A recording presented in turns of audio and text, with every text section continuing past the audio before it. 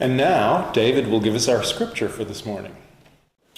Today's reading is from the Gospel according to St. Luke, chapter 12, verses 1 through 12. When a large number of people had gathered together so that they trod on one another, Jesus began to say to his disciples, first of all, "Beware the leaven of the Pharisees, which is hypocrisy. For there is nothing that is covered that will not be uncovered, and hidden that will not be known. For whatever you have said in darkness will be heard in the light, and what you have whispered in the ears of the inner chambers will be preached on the housetops. I say to you, my friends, do not be afraid of those who kill the body, and after that have nothing more they can do. But I will show you of whom to be afraid, of him who after he has killed has the power to throw into hell. Yes, I say to you, fear him. Are not 5 sparrows sold for 2 pennies? And yet not one of them is lost before God. But so far as you are concerned, even the hairs of your head are all numbered. Therefore, fear not, because you are much more important than many sparrows. I say to you, whoever will acknowledge me before men, the Son of Man will also acknowledge him before the angels of God. But he who denies me before men, I will deny before the angels of God. And whoever says a word against the Son of Man will be forgiven, but he who blasphemes against the Holy Spirit will not be forgiven. When they bring you to the synagogues before the leaders and authorities, do not worry how you will answer or what you will say, for the Holy Spirit will teach you at that very hour what you ought to say." And now, Reverend Macaulay will give us our lesson sermon. Well, good morning. This morning's lesson is on recognizing the God within. Last week I began reading from the book The Ancient Aramaic Prayer of Jesus, the Lord's Prayer, and we uploaded that reading to YouTube. In those first couple of paragraphs, Rocco Errico says, "It is very difficult when going from one language to another to retain the full impact and meaning of the original word. Something is always lost through translation. The task is even more difficult when it involves such vastly different cultures, such as our Western culture and that of the Middle East.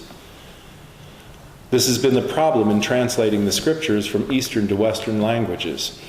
So before we examine the depth and meaning of the Lord's Prayer, let us clearly define the word prayer from the Aramaic point of view." And that's the end of the quote. We know that in English, word meanings vary from culture to culture.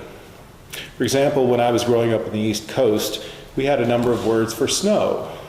We had powdery, dry snow, wet snow, slush, hail, and we learned that some of the dry snow was subject to wind drifts. And the wet snow made solid barriers upon freezing at night. Of course, in Alaska, they have dozens of words to describe snow, since much of their lives revolve around living in the snow. Just as Alaskans have an entire vocabulary devoted to describing snow, and most of us have just a handful of words to describe snow, similarly, there is an even more vast difference between Eastern and Western cultures. Rocco Errico goes on to say that the word for prayer in Aramaic is slotha, from the root slah, which literally means to set a trap. So prayer, then, literally means to set your mind like a trap and wait patiently to catch the thoughts of God.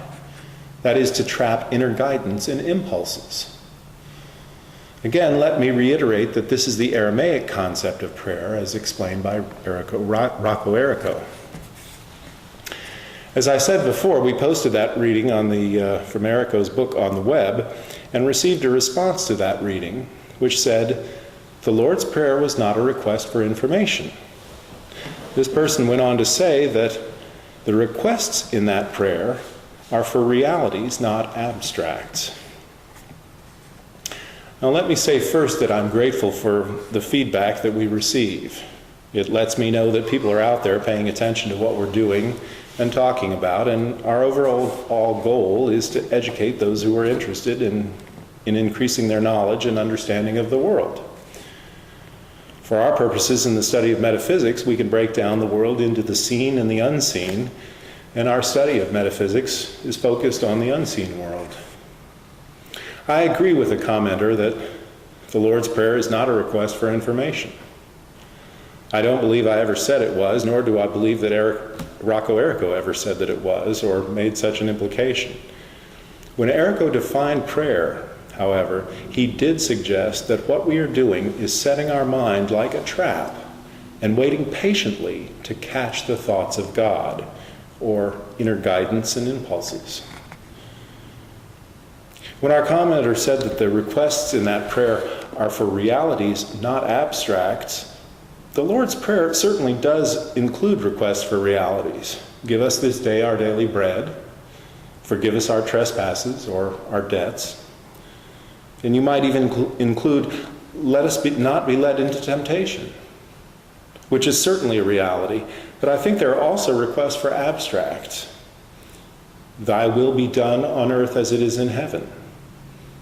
Do you know for certain what God's will is? Can you define it? Have you ever given it any thought? We say that prayer every week, and yet, do we really know what it means? Many of us have studied the Bible our whole lives. We've heard many passages regularly in church. We know lots of the parables that Jesus taught. We recognize the 10 Commandments when we hear them, although lots of people could not recite all 10 if their lives depended on it. And many of us have studied the Bible in classes and courses throughout our lives.